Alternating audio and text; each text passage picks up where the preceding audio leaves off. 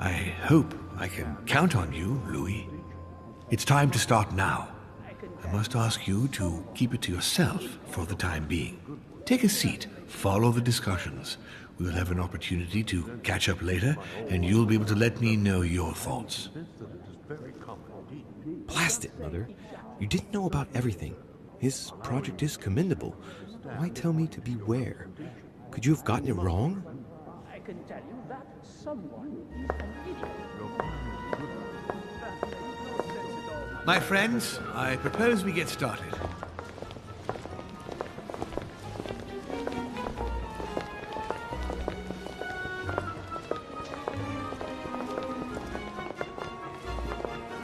First of all, I would like to thank you for taking the time to come. The honor is ours, my lord. As per our custom, here we are all together to discuss the face of tomorrow's world. Even though there may be certain tensions between our nations, I must ask you to keep an open mind. As Sarah de Richet is unable to be among us, please welcome Louis de Richet, who will represent the Golden Order and will vote on its behalf when the time comes. Welcome among us, Louis. Welcome, Monsieur. I hope he'll be more effective than his mother regarding the protection of the King of France. The Order has proved particularly inefficient. Come, Manuel, you're not going to spoil our visit. The Order's mission was not to protect King Louis XVI, as far as I am aware. We are talking about a king of divine blood, for goodness sake. It seemed obvious to me he needed protecting. If the Golden Order wants to pride itself on being an influential organization, it should have kept him alive. Thank you all. I am honored to be among you today. I will strive to represent the interests of the Order as best I can. Perhaps we may begin, Lord Mortimer. Certainly. I have a dream that our nations will continue to support each other, more now than ever before. A dream that, for the sake of common good, we will do what it takes to ensure stability in the modern world. I have a dream that we shall lead by example and ensure that the American territory may remain in peace. Thank you for the thought, Lord Mortimer, but I don't see where you're leading. I'm coming to it, Mr. President.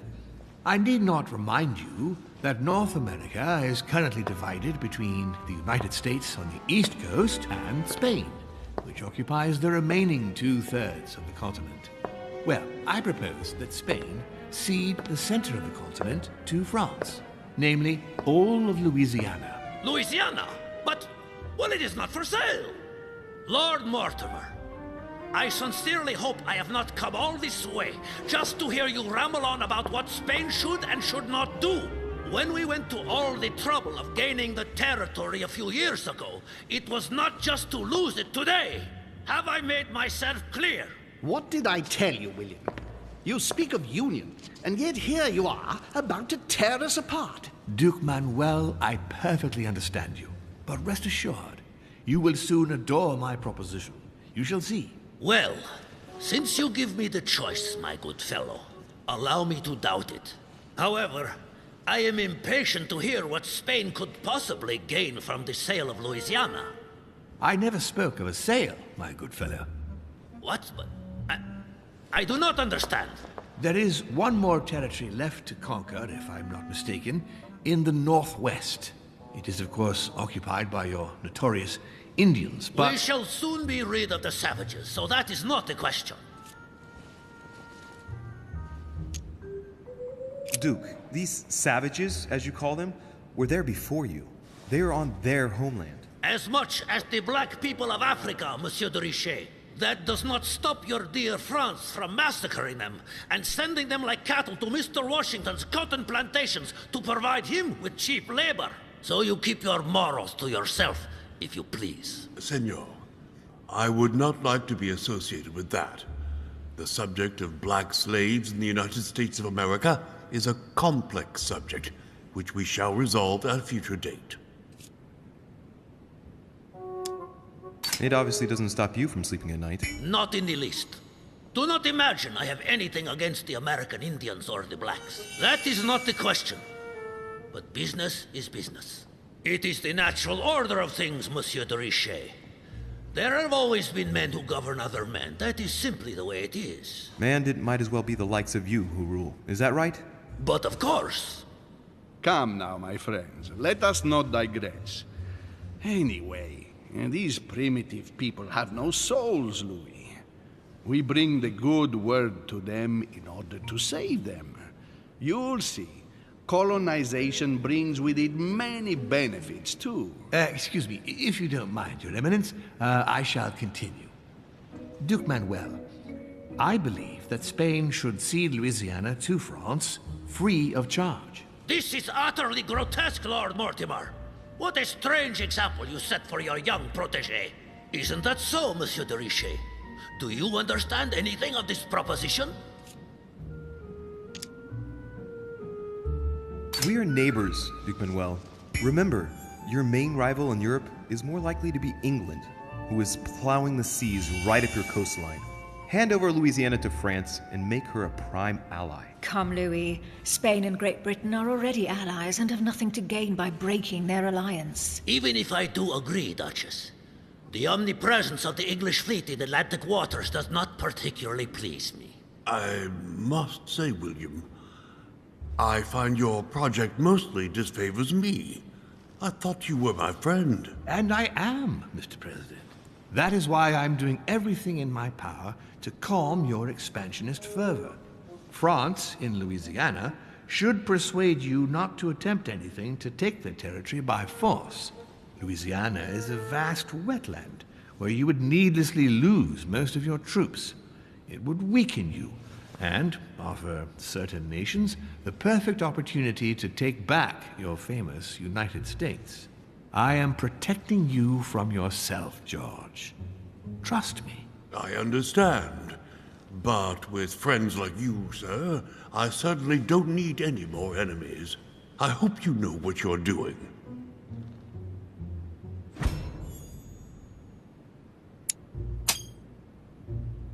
Am I imagining things, or does it look like Washington isn't aware of Mortimer's plan? Not to put too fine a point on it, Lord Mortimer, but I doubt the Holy See would be in favor of Catholic Louisiana being handed over to secular revolutionaries and king killers. I should think Monsieur de Richet has an opinion on this subject, does he not? Your Eminence, have no fear over that. I am sure France will do everything in its power to protect the Christians of Louisiana. My young friend, how can you come out with such a remark after the discussion we had on the evening of your arrival? If France was so respectful of worship, it would not be bleeding priests as it is doing at this very moment in time. Don't be naive. This is politics. The Holy See must be concerned at seeing such a large territory falling into the hands of the French. Mi auguro che insegnerete l'educazione a questo giovanotto presuntuoso, Sir Gregory.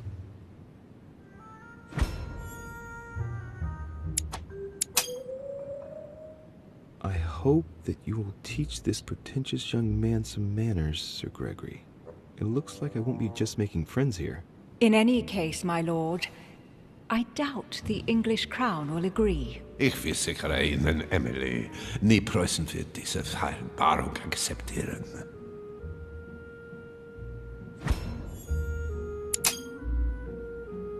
I assure you, Emily, the Prussian will never accept this agreement. Volner looks like he's set on ruining Mortimer's plan. Duchess, I am persuaded that we shall find a common ground. That's enough, William. These are grave times. We don't care about the fate of Louisiana. That worthless expanse of putrid swamps interests no one but yourself. Speak for yourself, my friend. Hold on there, Mr. Royal Gigolo. Lower the volume, and let Sir Gregory finish.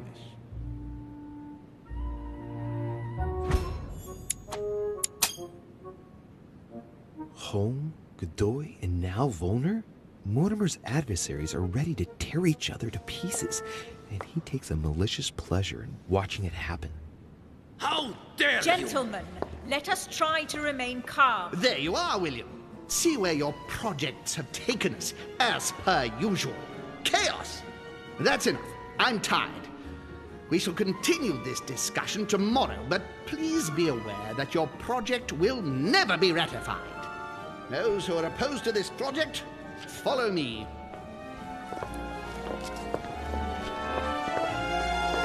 Are you coming with us, Monsieur de Richet? Come, Gregory. I think Louis would rather stay. Wouldn't you, Louis?